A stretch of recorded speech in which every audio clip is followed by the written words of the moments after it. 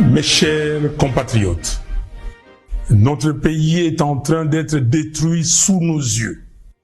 Il est impératif d'agir sans tarder pour empêcher l'irréparable, à savoir la balkanisation du Congo. Une menace imminente qui met en péril notre souveraineté.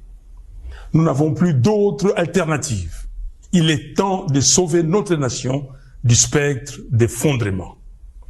Depuis le 30 juin 1960, notre pays n'a jamais affronté un défi aussi existentiel.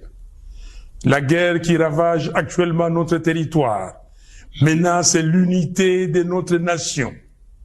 Dans ces contextes d'extrême urgence, la cohésion nationale doit s'imposer comme notre priorité politique absolue.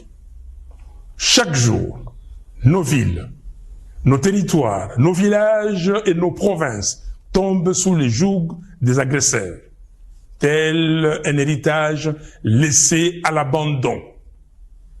Combien de morts faudra-t-il encore pour que nous prenions pleinement conscience de l'urgence d'unir nos forces, de transcender nos divergences et de trouver une solution pour préserver les 2 345 410 km² de notre territoire. La balkanisation du Congo, insidieusement orchestrée sous nos yeux, ne saurait être tolérée. C'est un projet ignoble, une profanation de l'héritage légué par Simon Kimbangu et Patrice Lumumba. Aujourd'hui, plus que jamais, il incombe à chaque Congolais d'assumer sa part des responsabilités dans la lutte pour la sauvegarde de notre pays. Cette guerre, ces souffrances, ces vies fauchées en grand nombre nous enjoignent à un profond changement d'attitude. Nous ne pouvons plus nous permettre l'inaction ni la complaisance. Il est de notre devoir de contrer ceux qui cherchent à diviser notre peuple et à nous précipiter vers notre propre perte. Face à l'ampleur du désastre, la division interne est un luxe que nous ne pouvons plus nous offrir. L'initiative congolo-congolaise, que nous qualifions de processus de Kinshasa, proposée par la CENCO et l'ECC, constitue une opportunité historique pour mettre fin à la guerre et reconstruire notre pays. Ce projet ne se limite pas à un simple appel à la paix.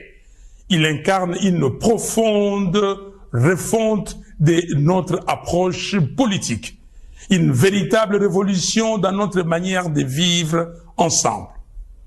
Je lance donc un appel ferme à tous les Congolais, quelles que soient leurs appartenances, à se rallier à cette dynamique de réconciliation et de cohésion nationale. L'heure est à la responsabilité individuelle et collective. Il est temps d'agir pour sauver notre pays. J'exhorte Corneille Nangaa à déposer les armes, à faire prévaloir l'intérêt supérieur de la nation, en pensant à l'intégrité de notre territoire national et surtout à reconnaître les droits inaliénables à la vie de ses frères et sœurs.